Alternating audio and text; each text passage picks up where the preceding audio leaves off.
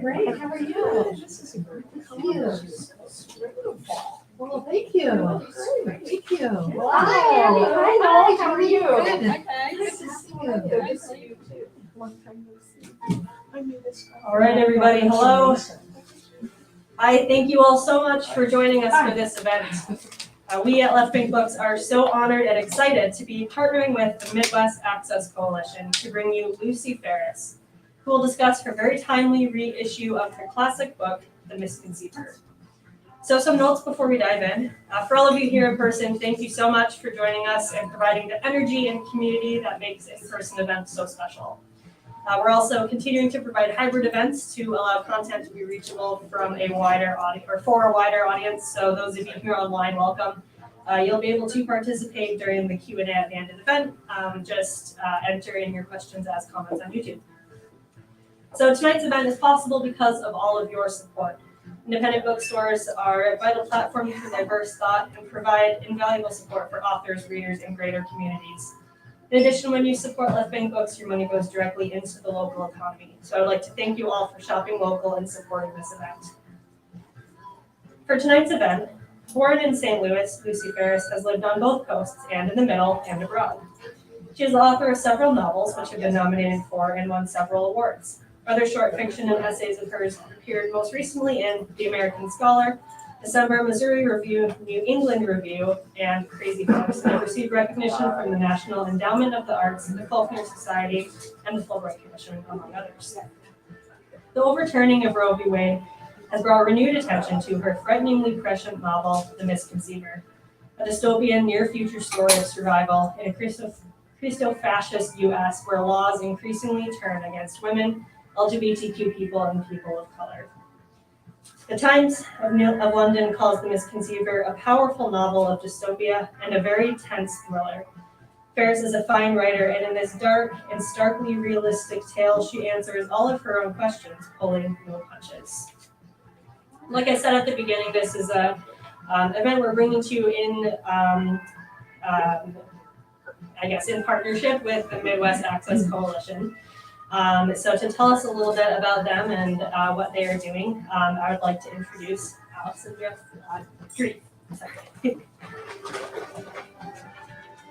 Thank you so much, and thanks for everybody, especially those who I recognize, know Lucy personally for coming out, but we at Midwest Access Coalition are just so excited that Lucy reached out to us to partner with this mini Midwest book tour.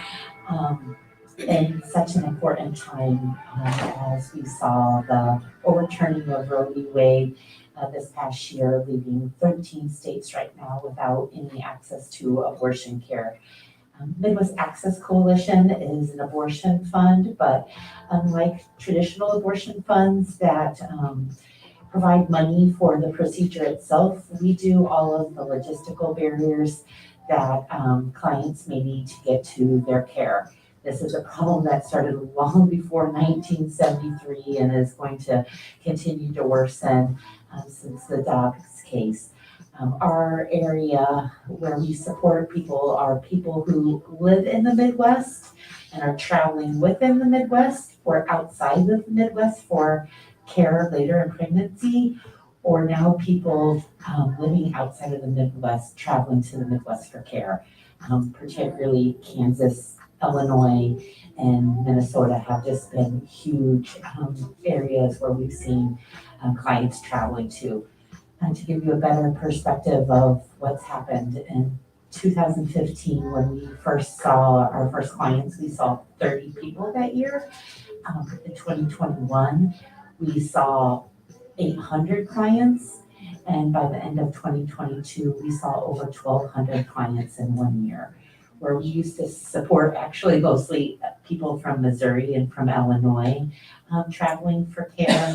We know Missouri's been on lacking access for a long time, way before this recent Supreme Court case.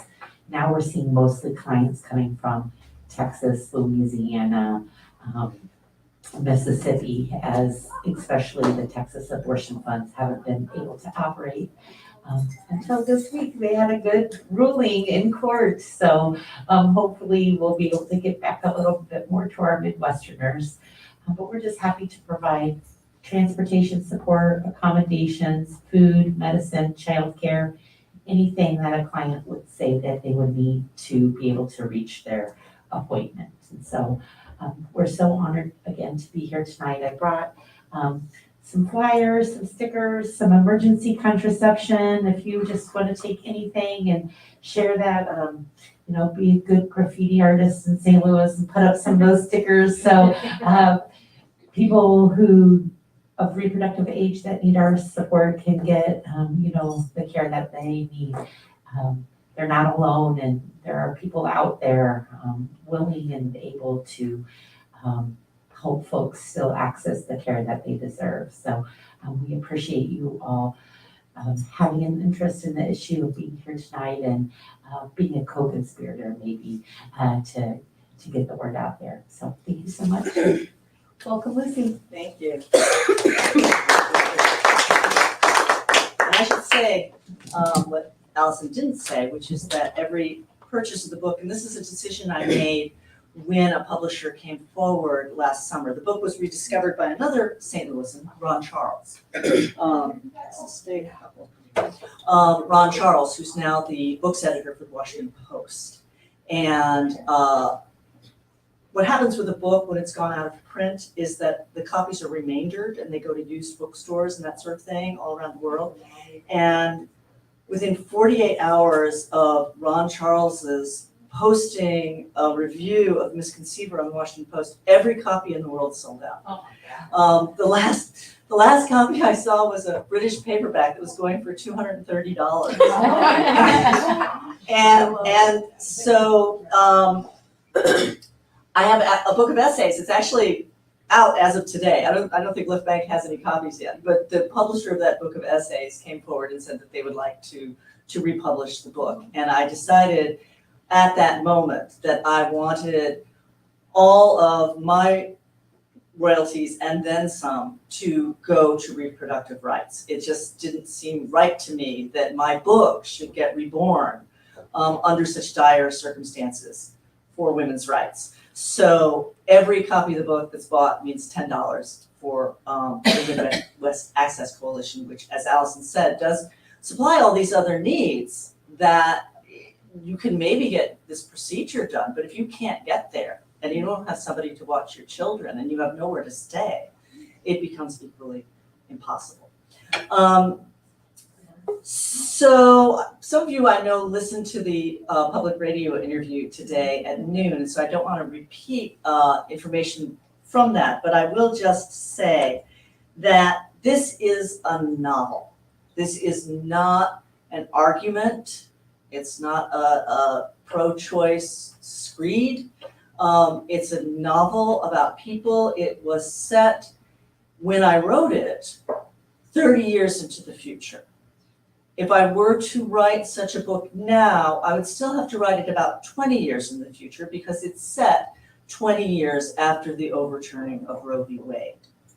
So that's one reason why when we went back to republish the book, I didn't change anything, even though who would ever have thought of a word like smartphone, right? So we had laptops and they kept getting smaller, so there was something that did everything, and I called it a mini lap, which it seemed like a reasonable word to me. So anyway, it was set a little bit into the future. If it were to be written now, it would still be set a little bit into the future, but still in a world that's recognizably our world. The big comparison with this book has been to The Handmaid's Tale.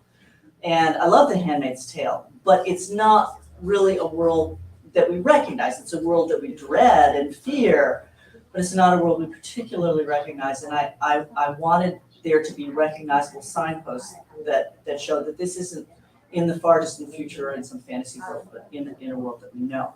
And I think you'll still see those signposts are there.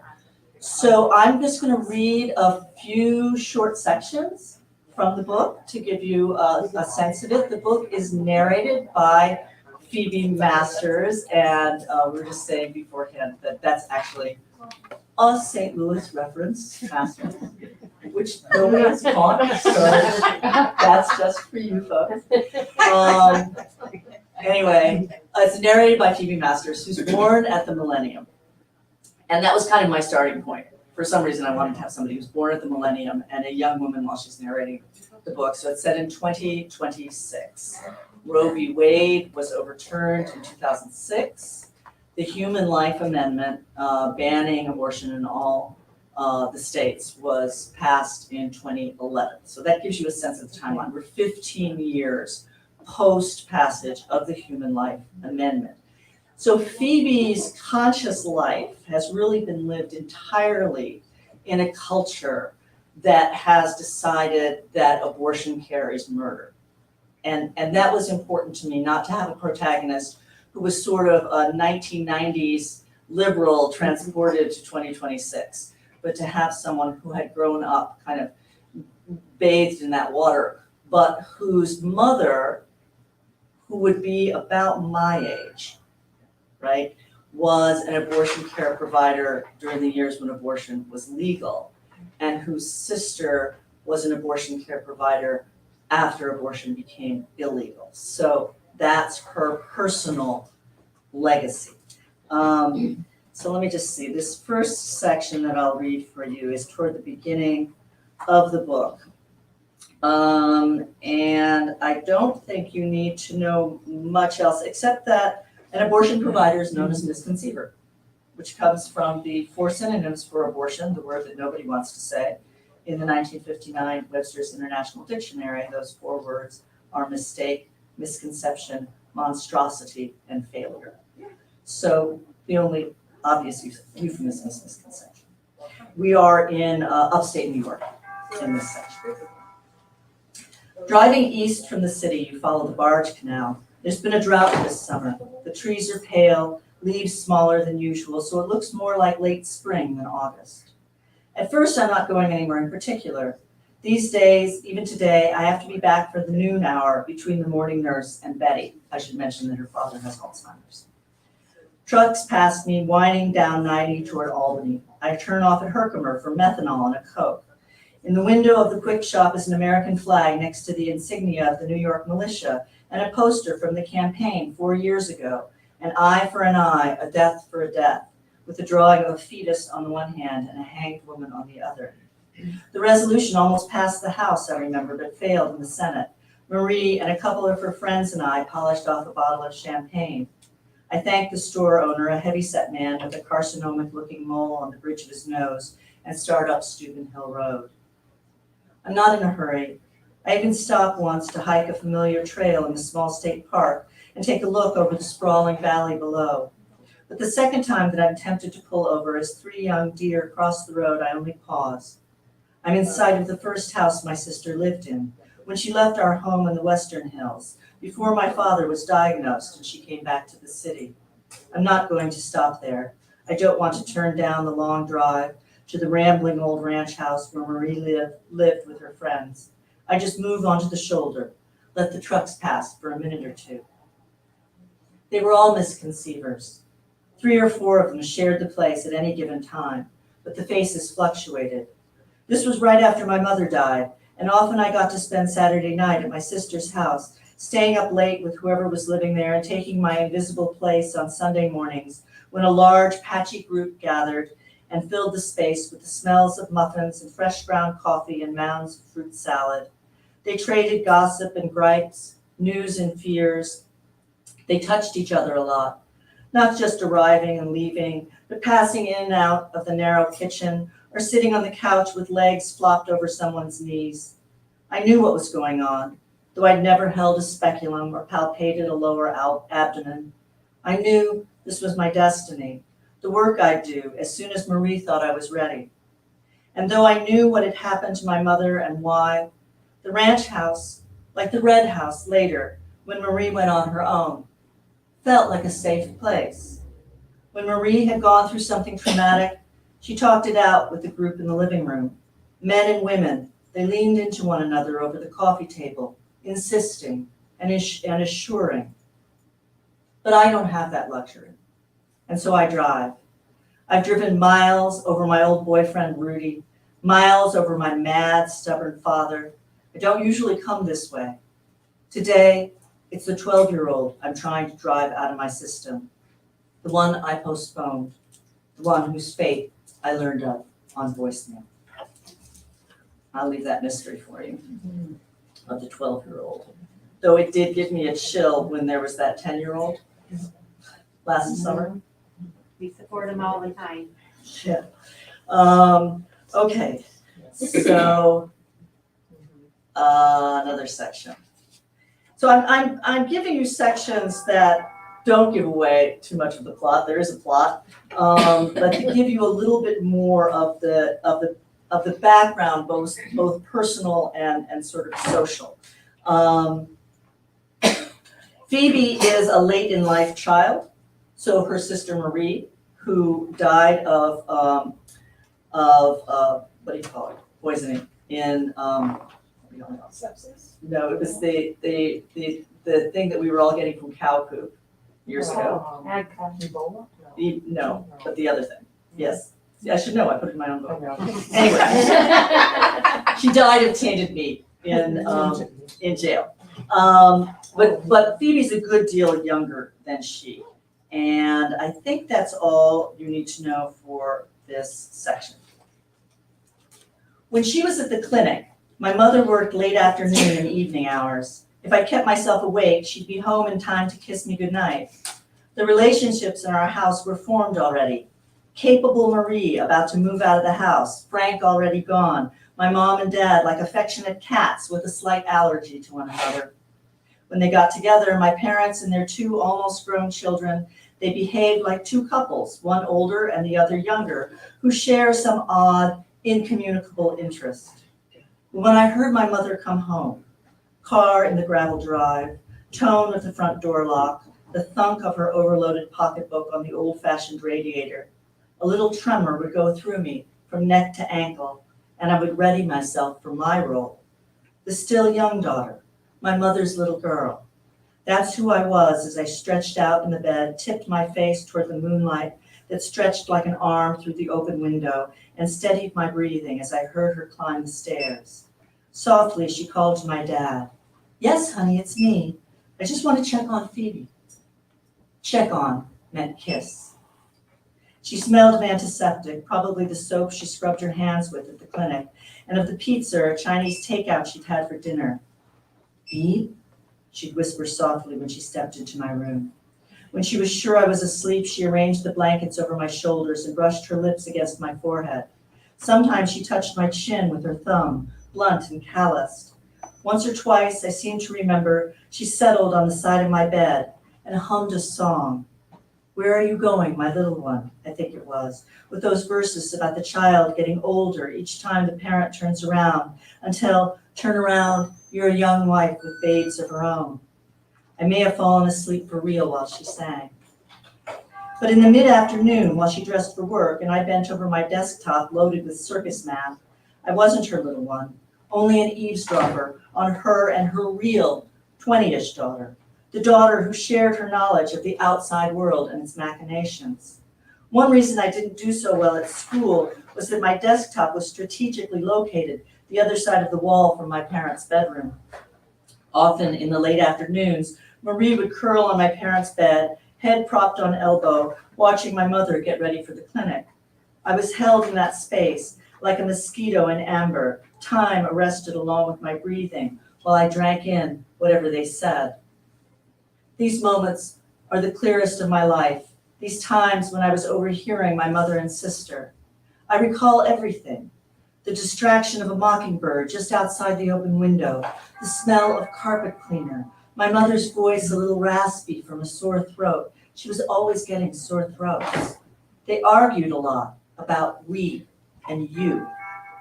I don't understand, I heard Marie saying one rainy afternoon in my mother's bedroom, why you people can't get more organized. They're organized, right? That's why they keep winning. We, you mean, my mother said. I heard her open the closet door the other side of my bookcase. Why we can't get more organized. If women my age had some clout, you wouldn't be in this fix already. That's only because you can look back and see where it all came from. my mother said. I wasn't in the room, but now, as if I could see through walls, I remember how a dimple dented her right cheek as she instructed my sister. She was putting on her nurse's uniform, slippery white material with buttons up the front. Brushing her long hair, she explained what a surprise the row overturn had been, how no one completely realized what they'd lost when it came down, because they never really knew what it was they'd won back in '73. Shoot, girl. Here my mother gave a short little laugh, sweet in its tone but bitter at its edge, the only laugh I ever remember from her. We thought it was about a medical procedure. I remember my computer screen wavering, wet spring breeze coming in at the windows, my sister telling Mom that she wished she'd been born a man. The laughter fleeing my mother's voice, little knocks and clicks on the dresser as she fished for a barrette to hold back her hair. Don't say that, she repeated 3 or 4 times. Don't. That's something my mother would have said. Well, she knew. What does that mean? She knew what it was like to be a girl. Woman, you mean? My mother cleared her throat. See, that's just it. I'm a girl, Mom. Noonie was a girl. We have the choices girls have. That woman thing, it lasted for your generation. Then poof. I remember my hand resting on the desktop's old-fashioned mouse like a dragonfly poised, my jaw open as I looked past the screen, listening.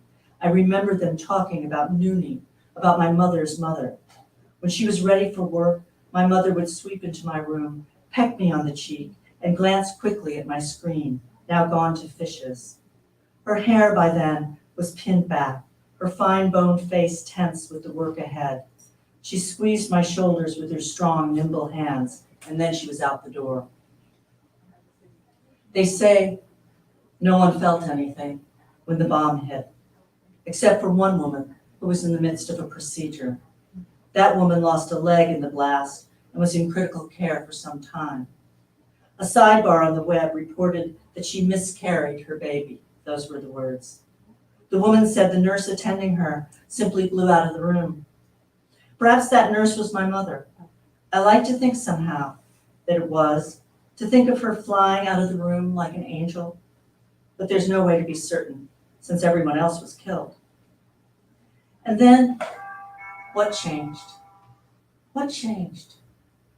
Did the real change take place in the law or in my sister's heart? The procedure stayed legal in the state until 2 months before the amendment passed, but none took place in Utica. My mother's had been the last clinic. Still, I don't think Marie learned her techniques from Mom. Rather, changing against the times, she moved out of the house, enrolled in art school, leaving me with our father who doted on her. She began her training somewhere. When she thought I was old enough, 13 maybe, she started having me over to the ranch house in the hills, and one day, in a state of high excitement, she offered to let me watch a procedure. Yes, I said, to everything she told me, and from then on, I didn't have to overhear things. She gave it all to me straight. So that gives you some sense of what's in her legacy. Okay. I will read one other short section, and then maybe we can have a conversation, which to me is the most interesting part. I should mention that one of the really strange things for me about this book coming out again is that there was no manuscript. I had written the book on floppy disks, which had become corrupted simply with time. And so people always ask authors how they feel about their characters and thus such a book. And the fact is that once you're done with the book and it's published, except for coming out and doing readings, you don't read your own books. And so the only way to get a manuscript, I mean, I took the floppy disks into IT and they said, "What's that?" So the only way to get a manuscript was to literally cut up a book, run it through a scanner, strip out all the headers and footers and page numbers, and then try to decipher what the optical character recognition had yielded, which was that everything that was RN had become an M and vice versa, and ones were L's and L's were ones, and so I actually ended up reading my own book like 6 times just to catch all of the OCR errors, which was a very strange experience because it was like reading something that someone else had written, 25 years ago. And there was this great temptation to update it. Like there's a passing reference that if you get the book, you can be alert to it, but just a passing reference to back in 2003 when Iraq dropped the bomb on Tel Aviv. And you read that and you're like, what? But we hadn't lost the Twin Towers then, right? So anyway, yeah, so it is very strange for me to be coming back to this book, which I'm reading from and I wrote, but I wrote a quarter of a century ago. The last section that I want to read, just to sort of, I want to give you a sense of how there's a kind of ripple effect from the focus on privacy, on the basis of which Roe was decided and then it was overturned. And I haven't read this section, but because I read it on NPR today. But that's basically what legal scholars were predicting in 1997, was that privacy would be the thing that would go. And that if privacy went, a lot of other private things, private relationships would go as well, including same-sex relationships. We didn't have same-sex marriage in 1997, and among the many things I predicted, I did not predict same-sex marriage. But nonetheless, the ripple of effect of an overturn of Roe does have an influence on the same-sex relationships in the book. And so I'm going to read you a bit from one of those. And this is fairly far on in the book. Jonathan is one of her best friends, and she's hiding out with him. She's in hiding at this point, and he lives in the hills, and she hasn't been able to figure where else she can go, and so she's at Jonathan's house. And Jonathan is in a relationship with an African-American guy named Gerald. And the company where both she and Jonathan worked, that's how they know each other, was a company that detected computer viruses. There's a kind of a relationship here between computer viruses. And anyway, the last thing that you might want to know is that she was briefly imprisoned between the section that I read to you and this section. And while she was in prison in a former liberal arts college, on a former liberal arts college campus, which has of course been turned into a prison because there aren't any more liberal arts colleges. What are you going to do with all that space? Well, we need more space for prisons because we're imprisoning misconceivers. And while she's there, she reads The Phaedo, which is a book written by Plato about Socrates, particularly about Socrates' choice to drink the hemlock. So that's a kind of a leitmotif through the book. So there's a reference to that. All right. Jonathan's house has been quiet during the day.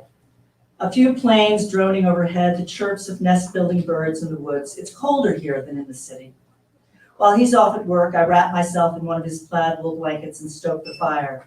He's convinced I'm ill, and maybe he's right. No amount of water seems to slake my thirst, and my muscles ache as if I've been hoisting bags of cement. I'm always bending my neck to lean my forehead on the heel of my thumb. The barn where I sleep has a space heater.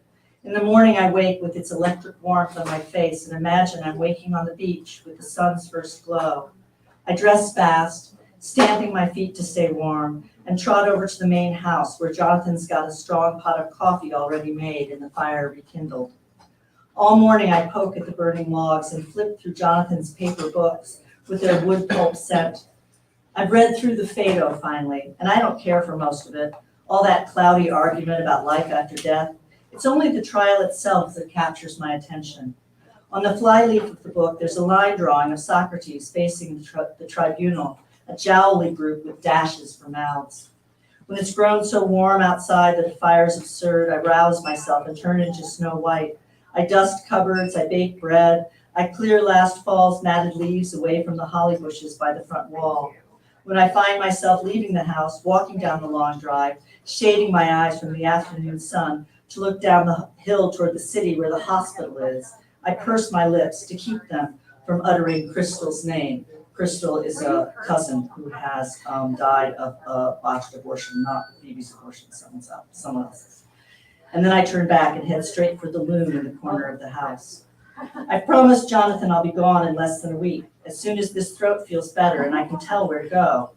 Throwing the shuttle between the flexed lines of warp, I beat the pattern into place. I used to tease Jonathan about the Christmas gifts he brought to the office, intricately woven posters, placemats, once a silk scarf for me, the slubs of the raw woven silk alive to my fingers. Couldn't he find a program to do this fancy work for him? I used to ask, and he would answer simply, yes.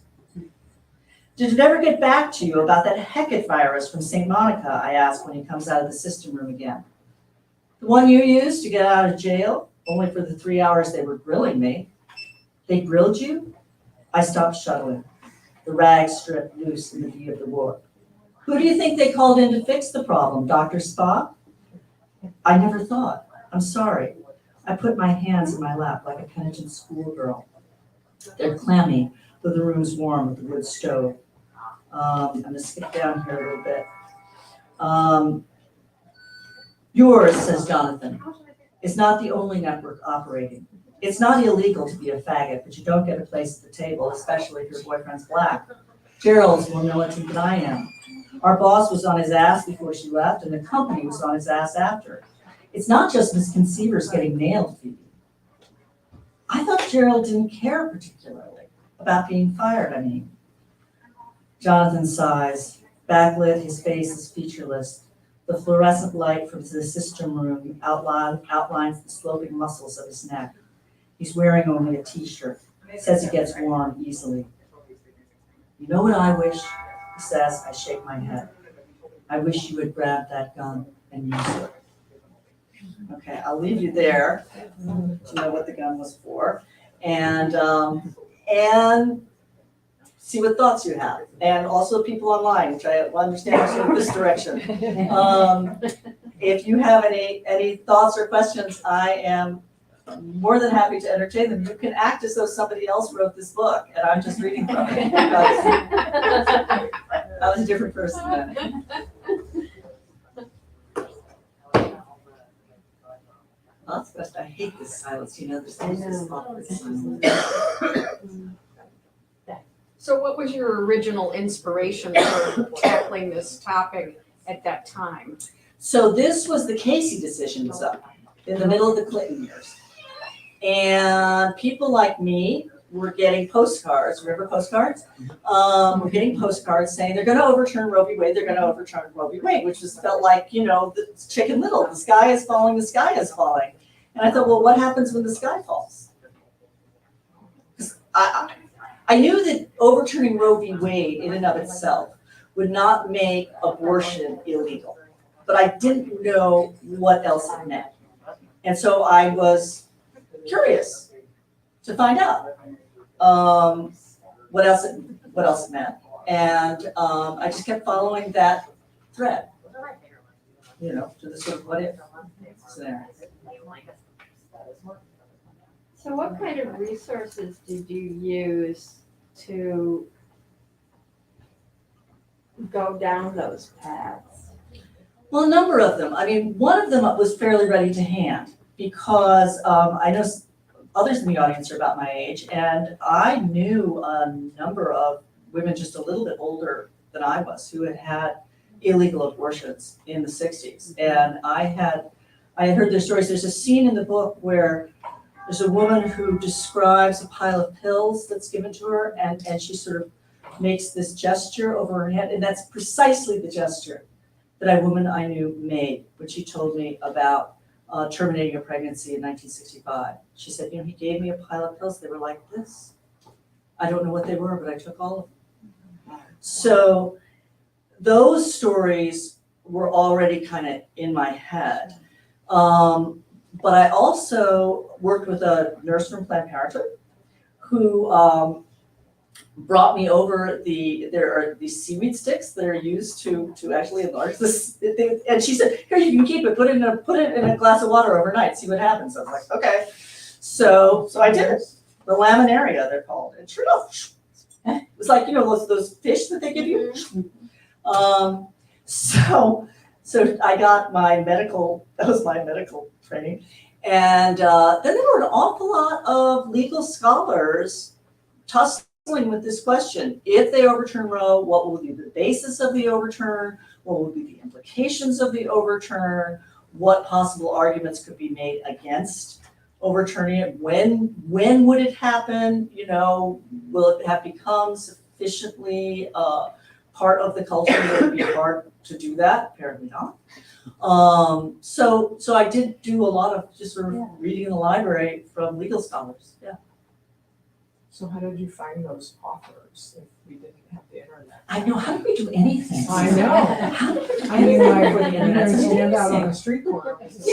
Yeah. I of course I don't remember because I don't remember how I did anything. Right. I don't know how. The Reader's Guide to Periodicals. There was one the of Reader's them. Guide to Periodicals. Absolutely. I'm sure I went through that. I'm sure I went through the card catalog. Yes. Either abortion or Roe v. Wade. Yeah.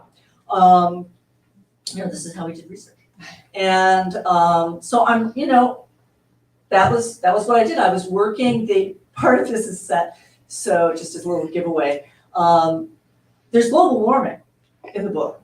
We knew about global warming in the 90s. We did. And I was teaching at the time at Hamilton College in upstate New York, and one of the only really amusing part of the book is really only an in-joke for people who live in that part of the world, which is a snow belt, right, that gets many feet of snow every winter. And in the book, Utica has become a vacationer's paradise because everywhere else is so hot and it's temperate. So they thought that was funny. Anyway, I was working at a liberal arts college, which becomes the prison that houses Phoebe in the book. And so I had access to research librarians too. And I do remember asking them, can you give me some legal scholarship on the possibility of overturning Roe v. Wade? So they have their ways. Any thoughts of writing a sequel? It's gotten so close to home now. It's really close to home. I mean, it's like hits you in the face. Yeah, I mean, at the time I was worried. People were worried, but it was really kind of a distant worry. It was like these postcards that came. I'm like, oh no. So it would be very hard for me, I think, to write a sequel to it. I do find the character of Phoebe interesting. So another little secret as you read the book. Remember 2001 and Hal, the computer, who's programmed to tell the truth, but he has to lie, so he sort of short circuits. So this is not, the book doesn't do that, but the thing about Hal in 2001 that struck me was that this is where we all have difficulty in life, is when we are being told to do X, but everything is going toward Y. And in Phoebe's case, the world around her considers what she's doing to be a crime, a really horrendous crime. And yet her very, very personal loyalties are to her sister and her mother. And when the thriller part of the book is really trying to find out who turned her sister in. And that kind of fries her brain a little bit, to have those two things at cross currents. And so I'm interested in her as a character, because she's a character who's kind of morally confused at the beginning of the book. She achieves some moral clarity by the end, but she's not somebody who's waving a banner, pro-choice all through the book, because she gets mixed signals. No, you had a question. This is a dystopian society that you're describing. Do you develop other negative facets of society toward women within the book? Well, generally speaking, the women who are working are women who do not have children. Right, so that she's working, she has a job, her boss is a female, but women who have children are working. There's a scene at one point where she walks through a neighborhood and there are all, these sort of recycled plastic equipment in the backyards, and you get a sense that all the women with children are home. So there has been a shift back in that direction. There was in the 90s, there was a series of ads put out by some clothing manufacturer, I think, that the theme of the ads was the new traditionalism. And these ads all featured beautiful mothers with their children dressed in whatever clothing it was. And there was this was actually a phrase that was being used to market the new traditionalism. So that, the new traditionalism has taken over here. The other thing is that there's a group called the Coalition. So I've given it a name, but it's a group that would be recognizable to all of you, which is a kind of an alliance. I almost said unholy alliance, but an alliance between right-wing evangelical Christians and corporate money.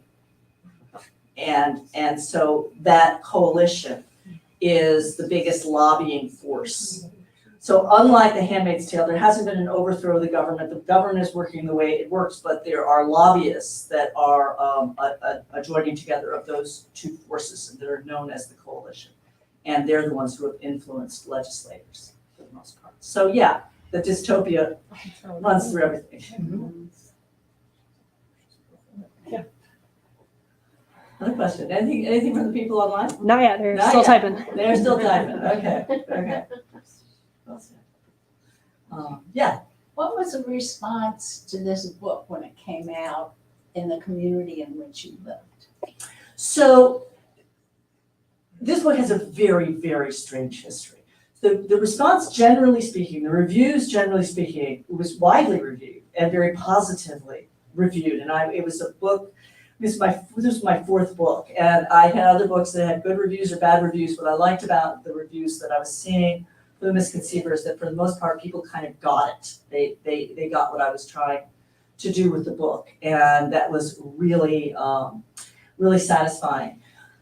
In the local community, so I'm just trying to tell this story really quickly because it's in some ways boring. There was a book before this book that also influenced, I should mention that, also influenced the writing of the book. So the book before this book was called Against Gravity, and the trigger for that book had been a woman who worked in the dining hall of a prep school where I was writer in residence for a year. And the woman gave birth, and nobody had known she was pregnant because she was so heavyset that the pregnancy hadn't shown. And so that book, Against Gravity, which the title has some reference to sort of gravitas and pregnancy, has a teenager. This happens with a teenager, gives birth without anybody knowing that she's pregnant.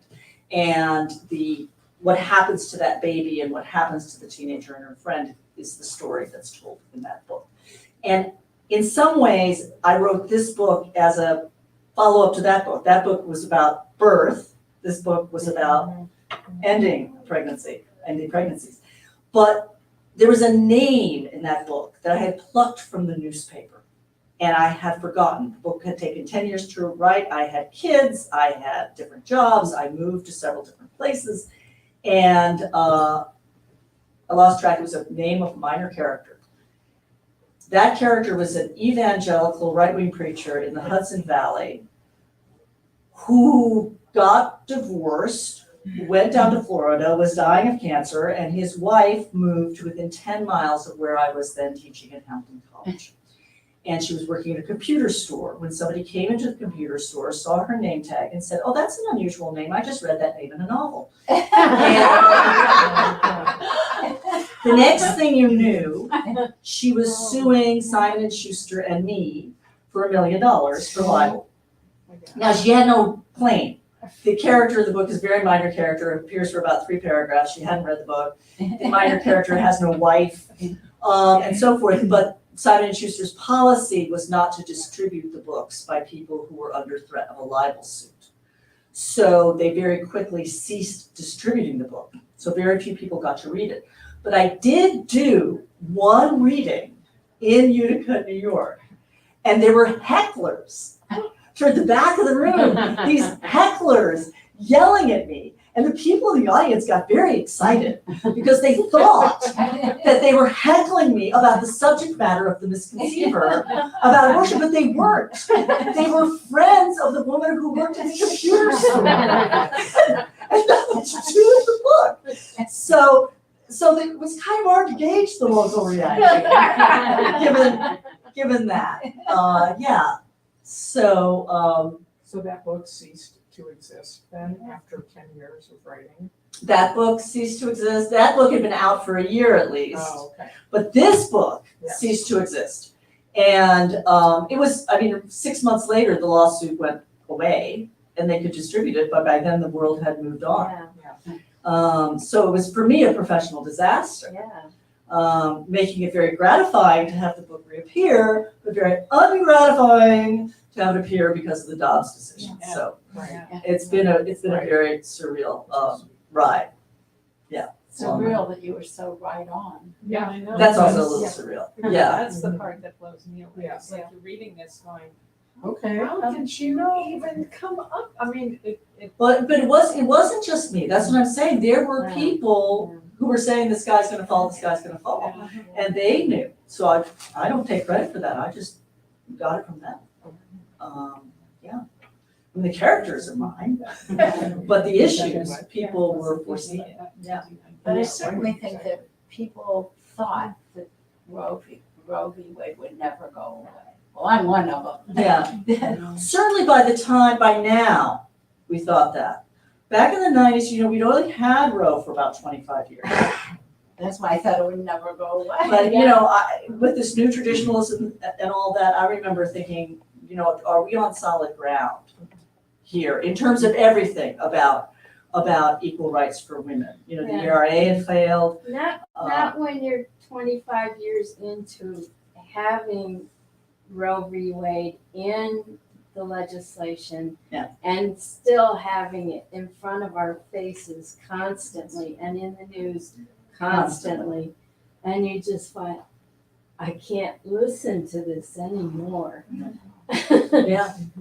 Well, and it's also very hard to go back now and remember that I've had 2 abortions. And at the time, at least in my cohort, this was seen as the responsible thing to do. If birth control failed and you had an accidental pregnancy and you were not in a position to be starting a family, this was the responsible and mature thing to do. You almost never hear that now. You hear sort of panic, and then you hear these other people. So that doesn't come up in this book because it's gone, that sensitive. Yeah. When this book first came out, you said you had really positive reviews. I'm curious the difference in substance in the review by the gentleman at the Washington Post. Was it the difference purely political in terms of what's going on with Roe versus Wade, or did he have a different take on the book? Well, what really surprised me, I'm not an expert in abortion novels. I wrote mine and life moved on. And apparently he had done a kind of roundup of abortion novels right when the Dobbs decision came out, I think. And because of the strange history of this book, he hadn't seen it, and then it kind of came, somebody gave it to him or told him about it. And so he got a bunch of the few remaining copies. And when he called me, he said, and then he said again in the write-up, this book is not like those other books. This book is very different. And I didn't know that because I didn't know these other books. But he said this book is very different because it actually wrestles with moral choice. And I guess the other books were much more easily read as like, this is a world in which, you know, everybody who's now on the right has become the enemy, and, you know, so, so I didn't know that it stood out in that way. I mean, when I wrote it, I was, as I say, just trying to write a novel, not some kind of screed or argument. Yeah. That's really interesting that you wrestled with a moral choice, because to me, it's pretty black and white, you know, what's correct. So in what way did you wrestle with that? That's interesting. The thing is, so I think it probably does come out in the book, though not directly. But I think part of what was driving me to feel as though when you're writing a book, or at least for me, when I'm writing a book, I want to be writing a book that probably I'm the best person to write this book. Here's this book, it's kind of coming to me. Should I be the one to write this book? Do I have what it takes to write this book? And one of the things that I felt was always getting lost, and still is getting lost in the debates about abortion, is that to have an abortion is a difficult choice. It's a terrible loss. It is a time of grief, and it may actually, and anybody who doesn't consider this at the time, I think isn't thinking clearly, may be a decision you come to regret. We regret a lot of choices that we make. And do we still say we have a right to make that choice? Yes, we do. So to say that somebody regrets having an abortion doesn't mean you should take the choice away from them. Right. But it means that to have choice means to have the opportunity to make choices that you will regret, or that you will feel torn up about, or that will torment you for the rest of your life. That's the privilege and the burden of having choice. And I have always felt that very much myself. I did not regret those procedures, but I did feel a great deal of emotion and grief and guilt and what if and so forth. And I think in trying so hard, those of us who want to defend the right to choice, we've tried so hard to defend that right that we have made it black and white. And we have not allowed people who, you know, years later still have nightmares. We have not allowed them into the conversation because we're so afraid that we will, that somebody will jump on that and see, we should take this away from women, it's just making them miserable, that sort of thing. So, yeah, that was what made me feel like I could write the book. That's a great response. Yeah, That it was is. really It interesting. is. Anything from the folks? I don't know. Nope, No, they're silent out there. Okay, well, listen, buy the book, and I've got, you know, money that's going to Midwest Access Coalition. That's great stuff here. I'm going to be going from here. If you've got any friends in these places, please tell them. I'll be going tomorrow night. I'm at in Columbia, Missouri, reading at Skylark Books there, and hoping some of the folks from Mizzou will come. And then I'm driving Saturday to Iowa City. That should be interesting. No, the bookstore Prairie Lights in Iowa City said, we really want to support this event. Could we hold it not in the bookstore? Wow. Yeah, we hold it somewhere with a little more security, so we're doing that. Wow. And then from there to Chicago, where they're holding the event at a t-shirt store and somebody's making t-shirts. I don't know. Sounds cool. Yeah, I want a t-shirt. And from there to Detroit, where the reading will benefit the Reclaim Project of Michigan, which is an abortion fund working to keep abortion legal in Michigan. So all of these readings will benefit reproductive rights. So, Have other books of yours caused controversy? yeah. Good for you. You know, some people are really good at writing like domestic women's fiction. So my last novel is called A Sister to Honor. This was not my title. The book before that was called The Lost Daughter, also not my title, also not the same as the Elena Ferrante book. It was by the same publisher, and I thought, oh my God, we're going to go for Lucy Ferriss's Dysfunctional Family series. The next book will be called The Husband's Wife. But anyway, So as Sister to Honor, I kept getting put on panels with like these novelists who would write about sisters who don't get along. So my book's about these sisters, they don't get along. And you know, and one of them has 3 kids and one of them has 2 kids and they're envious of each other. And that's my book. And then they would come to me and say, well, what's your book about? And I'd say, my book is about honor violence. So yeah, that book was about the sister of a squash player. Why do I write about squash players? Because I was teaching at Trinity College, which has the best squash team in the nation. And all the players come from former countries of the British Empire and the British Commonwealth, one of which is Pakistan. The best squash players in the world come from Pakistan. Where in Pakistan do they come from? The Northwest Province, which is where the Taliban comes from. And so this sister comes along with her squash player brother to New England and falls in love with a Jew. Well, I thought that was a good story, but it has caused some controversy. The great relief for me is the book has been well received in South Asia. That was my terrible fear, was that it would not, but it hasn't. So. Yeah, I do that. Lucy, I want to say I read your book about the African woman. Oh, I can't remember. ages ago. The Gated River. I just thought that was such a good book. It was Thank you. just excellent. Thank you.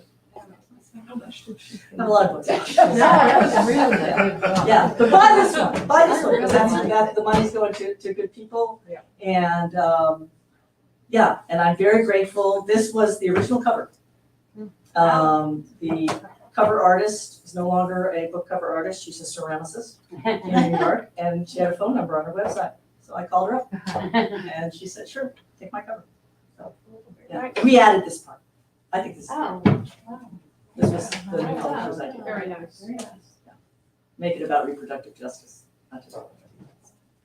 Okay. Thank you. Thank you so much. If you have not gotten your book yet, we have them for sale at the desk. Thank you so much to Lucy Ferriss as well as to the Midwest Access Coalition. And thank you to you all for coming. Thank you.